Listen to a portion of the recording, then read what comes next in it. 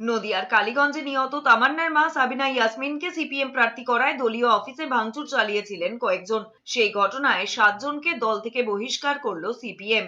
নদিয়া জেলা সিপিএম এর সম্পাদক মেঘলাল শেখ শুক্রবার বিবৃতি দিয়ে তাদের বহিষ্কারের সিদ্ধান্ত জানিয়েছেন। 7 জনের নামও প্রকাশ করা হয়েছে।